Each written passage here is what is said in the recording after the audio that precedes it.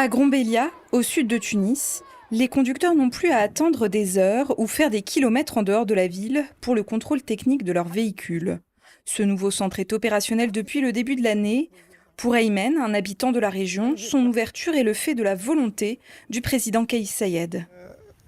Vous savez, ce projet, il avait commencé depuis 2012-2013 et ensuite il est resté bloqué à cause des lenteurs administratives pendant près de 10 ans. Et après, le 25 juillet 2021, on a bien vu que tout s'est débloqué d'un coup.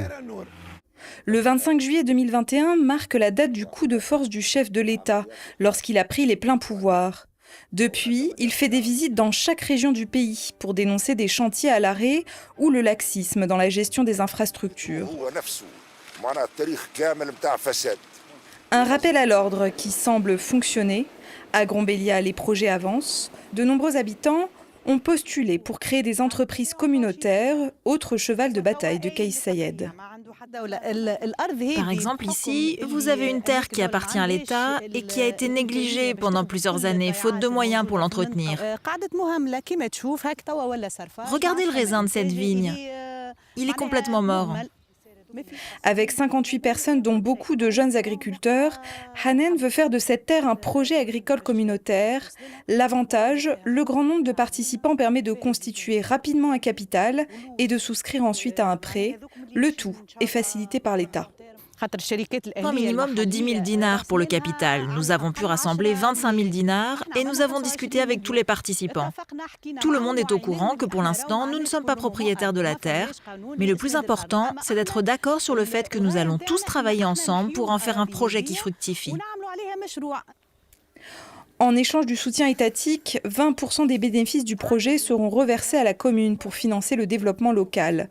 Ces structures sont encore au stade de test. Une soixantaine ont été créées dans le pays actuellement. À Soliman, une commune voisine de Grombélia, Mohamed a pu lancer cette société de concession de tracteurs indiens via une entreprise communautaire.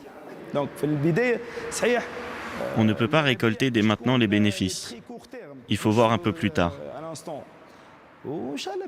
Et pour moi, le plus important, c'est que l'État soit derrière nous et nous aide.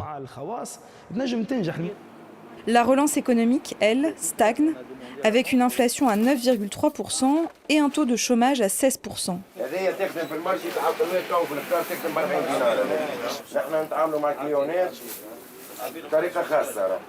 Ce pêcheur de Radès en banlieue sud de Tunis doit s'adapter à chaque hausse des prix.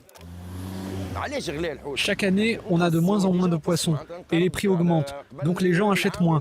Par exemple, cette espèce, normalement, elle coûte 20 dinars, mais je dois la vendre à 5 dinars. Il y a aussi le matériel de pêche qui est de plus en plus cher.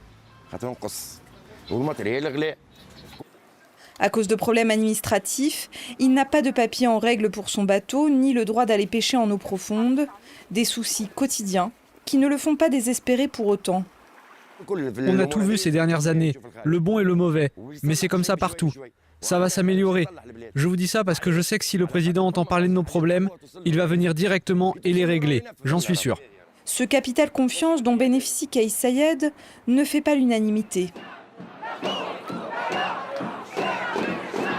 Ces dernières semaines, la capitale a vécu au rythme de manifestations contre la répression des opposants politiques, les atteintes aux libertés, ainsi que les violations du droit.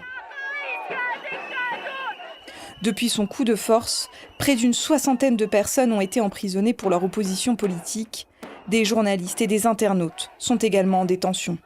On est venu dire basta, on ne va plus se taire. Ce qui se passe en Tunisie de bafouement, d'exactions, de violations des droits humains est vraiment très grave et que ça ne peut pas continuer comme ça.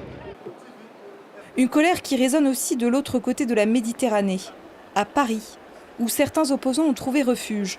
C'est le cas de Kamel Gendoubi, premier président de l'instance électorale en 2011. Il dénonce la polarisation du débat en Tunisie.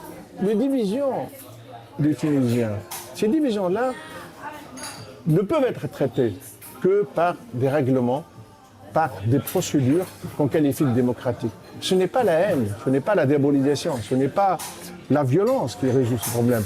Accusé dans une affaire de complot présumé contre la sûreté de l'État, il craint d'être arrêté s'il rentre en Tunisie. Un exil que d'autres ont choisi pour être plus libres, comme l'humoriste et acteur Lotfi Abdelli.